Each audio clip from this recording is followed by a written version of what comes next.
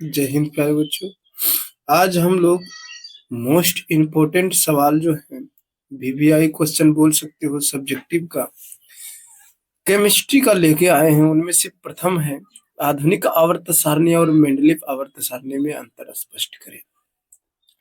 बहुत ही प्यारा क्वेश्चन है कि आधुनिक आवर्त सारणी और मेंडलीव की आवर्त सारणी में अंतर स्पष्ट करें। तो यहाँ पे देखिए पहला है कि यह तत्वों की परमाणु संख्याओं पर आधारित है, ठीक है। और यह क्या है, तत्वों के परमाणु द्रव्यमान पर आधारित है प्यारे बच्चों।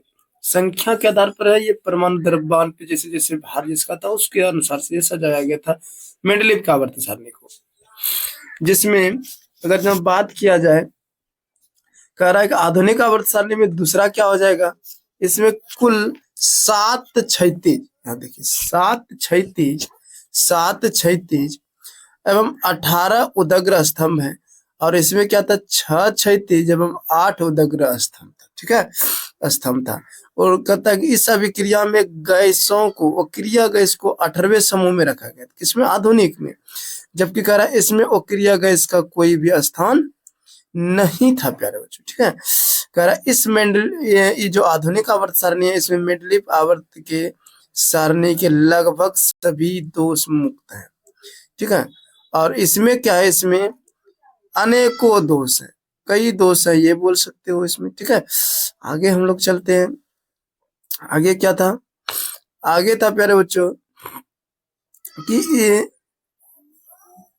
इसमें हाँ, इसमें आवर्त सारणी के लगभग सभी दोष मुक्त है या अनेकों दोष। यह आवर्त सारणी का लघुतम रूप है, यानी कि छोटा है। इसमें बोल सकते हैं यह आवर्त सारणी का दीर्घतम रूप है, यानी बड़ा है। तो ये था आवर्त सारणी का, ठीक है। अब आगे चलते हैं, जो नेक्स्ट क्वेश्चन है हम लोग के पास, आगे है प्यारे बच्चों, आगे है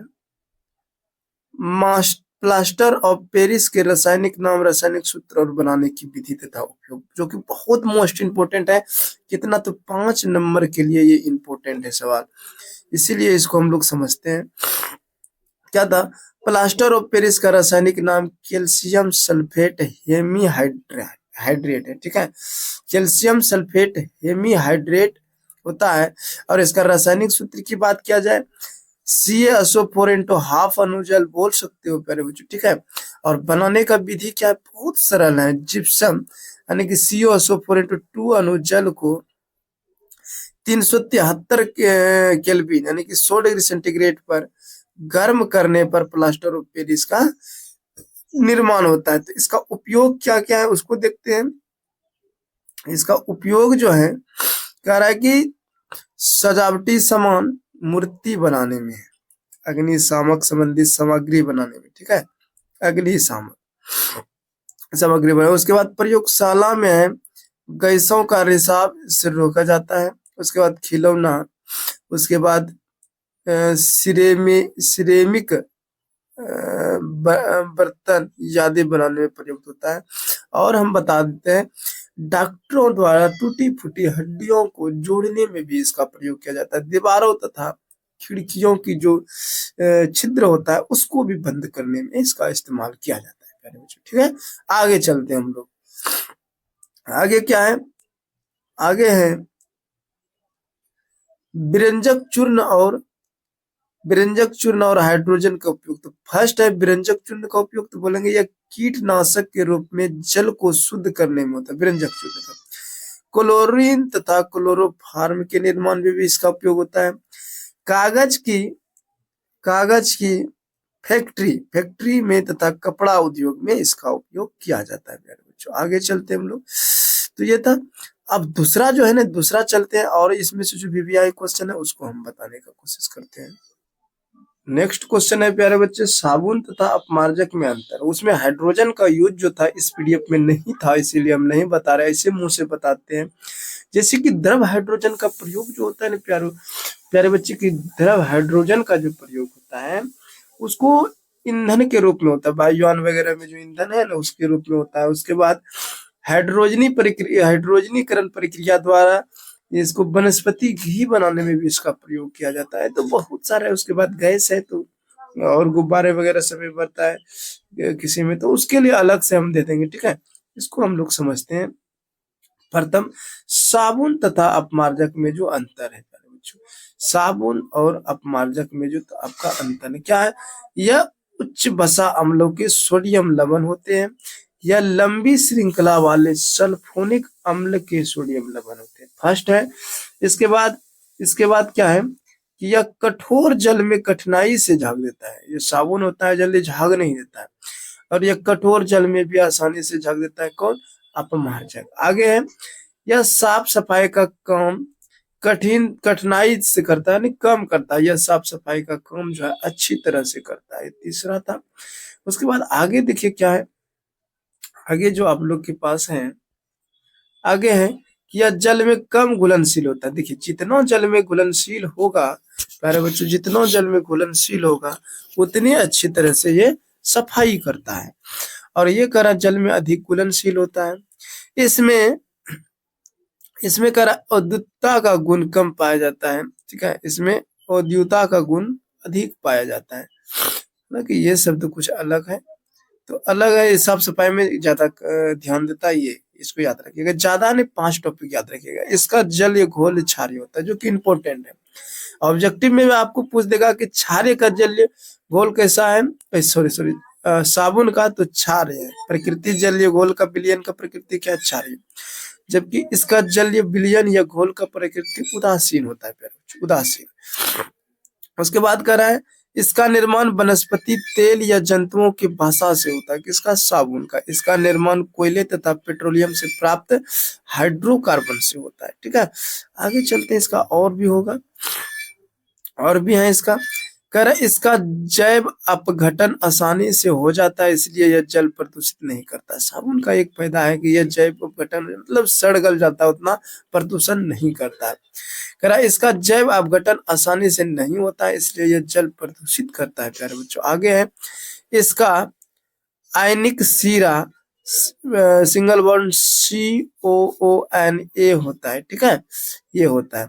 उसके बाद इसका आयनिक सिरा जो होता है प्यारे बच्चों, ये बहुत लंबी श्रृंखला है। यहाँ देखिए, SO-3N फिर उसके बाद है Na+ होता है। इसको आप ऐड के लिए अपने माइंड में याद रखिएगा। आगे का क्वेश्चन हम लोग देखते हैं। आगे का क्वेश्चन के लिए थोड़ा सा वेट कीजिए। आगे का क्वेश्चन है प्यारे बच्चों, एक इम्पोर्टेंट सवाल है कि आपका ऊष्माक्षेपी और ऊष्माशोषी अभिक्रिया को समीकरण सहित लिखना है। दोनों का डिफिनेशन और इक्वेशन भी लिखना है। देखिए क्या है कि वैसी रासायनिक अभिक्रिया जिसमें ऊष्मा का उत्सर्जन होता हो उसे ऊष्माक्षेपी अभिक्रिया कहते हैं। इसको ऑफलाइन क्लास में भी ऑनलाइन क्लास में भी हम बढ़िया से बताए थे, जहाँ पे सिलेबस बता रहे थे चैप्टर वाइज प्यारे बच्चों, कि जिस अभिक्रिया से ऊष्मा उत्सर्जित होता है उसे ऊष्माक्षेपी कहते हैं। जैसे कि सी कार्बन से ऑक्सीजन से अभिक्रिया किया तो कार्बन डाइऑक्साइड प्राप्त हुआ, इसमें ऊर्जा भी निकला होगा, इसीलिए इसको ऊष्माक्षेपी अभिक्रिया कहते हैं। उसके बाद शोषण अभिक्रिया का भी आप उदाहरण दे सकते हैं प्यारे बच्चों। ठीक है, शोषण अभिक्रिया में क्या होता है, ऑक्सीजन जो है ग्लूकोज के साथ विखंडित होता है, और उधर आपका कार्बन डाइऑक्साइड भी बन जाएगा, और उधर आपका जल बन जाता है, ऊर्जा बन जाता है। ठीक है, आगे चलते हैं। ऊष्माशोषी अभिक्रिया, ये ऊष्माशोषी अभिक्रिया क्या? वैसी रासायनिक अभिक्रिया जिसमें ऊष्मा का अवशोषण होता है उसे ऊष्माशोषी रासायनिक अभिक्रिया कहते हैं। जैसे में क्या है, Ca+O3 CaCO3, इसमें ऊष्मा का अवशोषण। ये तो उल्टा हमको लग रहा है थोड़ा सा। क्या है प्यारे बच्चों की, ये जो रिएक्शन हो जाएगा, ये CaCO3, ये क्या था प्यारे बच्चों की, CaCO3, और इसको जब तोड़ा था ना तो ये Ca और CO2 ये बना था। ये आपका रो है, यहाँ पे ध्यान दें। कैल्शियम कार्बोनेट को तोड़ा था तो कैल्शियम ऑक्साइड, ये भी गलत है, CaO बना था, CaO और CO2 बना था। उष्मा का इसमें अवशोषण था। तो डाउट क्लियर कर लीजिएगा। ठीक है, हो जाता है कभी कभी, किसी बच्चे द्वारा हम भी लिखवाए, उतना टाइम नहीं मिलता है, ऑफलाइन क्लास में होता है प्यारे बच्चों। आगे चलते हम लोग, क्या क्वेश्चन है कि हाइड्रोकार्बन किसे कहते हैं? संतृप्त और असंतृप्त हाइड्रोकार्बन का को परिभाषित करना। ठीक है, यहाँ पे देखिए पहले क्या है, कह रहा है वैसा वैसा कार्बनिक यौगिक जो केवल हाइड्रोजन एवं कार्बन के यौगिक से बने हो उसे हाइड्रोकार्बन कहते हैं। ठीक है, जो कह रहा है वैसा कार्बनिक यौगिक जो केवल हाइड्रोजन और कार्बन के यौगिक से बना हो उसे हाइड्रोकार्बन कहते हैं प्यारे बच्चों। ठीक है, आगे देखते हैं। कर वो संतृप्त हाइड्रोकार्बन पहले। ठीक है, संतृप्त हाइड्रोकार्बन करा वैसा हाइड्रोकार्बन जिसमें कार्बन परमाणु की 4 संयोजकताएं एकल बंधन द्वारा जुड़ी होती हैं, संतृप्त हाइड्रोकार्बन कहते हैं उसको। ठीक है, संतृप्त हाइड्रोकार्बन अधिक अभिक्रियाशील नहीं होते, इसलिए इसे पैराफिल भी कहते हैं। ठीक है, संतृप्त हाइड्रोकार्बन का यूपेक नाम है एल्केन। एल्केन, ठीक है, इसका हम लोग के पास क्या होता है, कभी कभी साधारण नाम भी पूछ देता है, एल्केन, एल्कीन, एल्काइन का। ठीक है प्यारे बच्चों, तो उसको भी आप लोग याद रखिएगा कि भाई एल्केन, एल्कीन, एल्काइन का जो साधारण नाम होता है वो क्या होता है। तो एल्केन का CnH2n माइनस CnH2n प्लस 2 होता है, और उसके बाद जिस एल्कीन में ये दोनों हट जाएगा, CnH2n खाली हो जाएगा एल्केन में। ठीक है, एल्केन एल्कीन में, और एल्काइन में -2 हो जाता है। तो इसको अलग से भी हम बता दिए, वहां पर भी आप देख लीजिएगा। आगे चलते ओ संतृप्त हाइड्रोकार्बन। वो संतृप्त हाइड्रोकार्बन करा वैसा हाइड्रोकार्बन जिसमें कार्बन परमाणु की चारों संयोजकताएं हाइड्रोजन से पूर्णतः संतृप्त नहीं होती है, उसे वो संतृप्त हाइड्रोकार्बन कहते हैं। वो संतृप्त हाइड्रोकार्बन में कार्बन परमाणु द्वितीयक बंधन द्वारा अपनी संयोजकताएं से संतुष्ट रहती है। ठीक है, इसमें हो जाएगा एल्कीन और एल्काइन। ये जो होता है वो संतृप्त हाइड्रोकार्बन 2 प्रकार के, एक हो जाएगा एल्कीन और उसके बाद एल्काइन।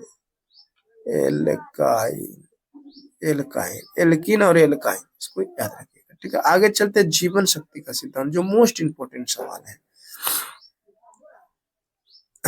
जीवन शक्ति का सिद्धांत क्या है, कह रहा जीवन शक्ति का सिद्धांत 1815 ईस्वी में बर्जीलियस साहब ने दिया था। ठीक है, वैज्ञानिक है बर्जीलियस। उसके अनुसार कार्बनिक यौगिक का निर्माण किसी भी प्रयोगशाला में नहीं किया जा सकता है। यानी कि बर्जीलियस ने बताया था कि कार्बनिक यौगिक, जो कार्बनिक यौगिक होते हैं उसका निर्माण हम लोग किसी भी प्रयोगशाला में नहीं कर सकते, नहीं किया जा सकता है। ठीक है, नहीं किया जा सकता है। कार्बनिक यौगिक का निर्माण केवल सजीव पदार्थों से एक अदृश्य जीवन शक्ति द्वारा होता है। यही जीवन शक्ति का सिद्धांत था, इसको भी याद रखिएगा, मोस्ट इंपोर्टेंट सवाल। ठीक है, आगे चलते हैं प्यारे बच्चों। आगे नहीं था तो आज के लिए इतना ही। जो है ना बहुत इंपॉर्टेंट केमिस्ट्री का लाया, और केमिस्ट्री का इंपॉर्टेंट मोस्ट क्वेश्चन लाएंगे, और पर डे ये जुड़िए, यही सोचिए कि ये एक प्रकार से क्रैश कोर्स नहीं, क्रैश कोर्स का भी मैराथन है ये। ठीक है, 100% गारंटी यहाँ से आप पढ़िए, और जो भी आई क्वेश्चन होगा, मोस्ट इंपॉर्टेंट क्वेश्चन होगा, सब हम कॉपी से कराएंगे, मेरी गारंटी है प्यारे बच्चों। आप लोग बिहार बोर्ड तक जुड़े रहिए। जय हिंद।